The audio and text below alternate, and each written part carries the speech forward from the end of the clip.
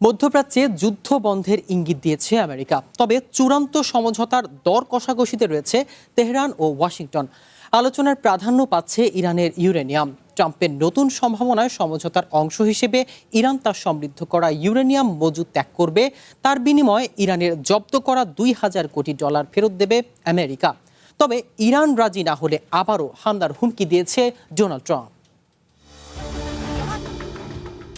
আবারও মধ্যপ্রাচ্যে যুদ্ধ বন্ধের ইঙ্গিত দিয়েছে আমেরিকা। চূড়ান্ত আলোচনার জন্য চলতি সপ্তাহের শেষ দিকে আমেরিকা এবং ইরানি প্রতিনিধিরা দ্বিতীয় দফার বৈঠকে বসতে পারেন। ট্রাম্প প্রশাসনের প্রধান লক্ষ্য হল ইরানের সমৃদ্ধ ইউরেনিয়ামের মজুদ নিয়ন্ত্রণ করা। ওয়াশিংটন চায় মাটির নিচে থাকা প্রায় 2,000 কেজি সমৃদ্ধ ইউরেনিয়াম ইরান যেন ব্যবহার করতে না পারে। বিশেষ করে 60% পর্যন্ত সমৃদ্ধ করা 450 কেজি ইউরেনিয়াম নিয়ে তাদের উদ্বেগ বেশি।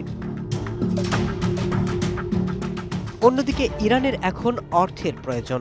অ্যাক্সিওসের প্রতিবেদন বলছে ইউরেনিয়ামের মজুদ এবং ইরানের জব্দ করা অর্থের পরিমাণ নিয়েই এখন দুই পক্ষের দর কষাকষি চলছে। ইরান ওই অর্থ কোন খাতে খরচ করতে পারবে তা নিয়েও চলছে আলোচনা।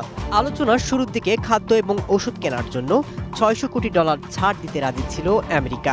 তবে ইরান $2,700 কোটি দাবি করেছে। এখন সেই $2,000 কোটি নিয়ে আলোচনা চলছে। আগামী শুক্রবার তুরস্কে একটি কূটনৈতিক সম্মেলনের ফাঁকে পাকিস্তান, মিশর এবং তুরস্কের মধ্যস্থতাকারীরা সৌদি কর্মকর্তাদের সাথে বৈঠকে বসবেন। আমেরিকা এবং ইরানের মধ্যে একটি চুক্তি স্বাক্ষরে মধ্যস্থতার কাজটি এগিয়ে নেওয়া হবে এই বৈঠকের প্রধান লক্ষ্য। এদিকে আমেরিকা এবং ইরানের যুদ্ধ পরিস্থিতি নিয়ে প্রেসিডেন্ট ডোনাল্ড ট্রাম্প হুঁশিয়ারি দিয়েছেন, চুক্তি হলে ইরান যুদ্ধ এবং অবরোধের অবসান হতে পারে। তবে ইরান রাজি না হলে বোমা হামলা আরও তীব্র হবে।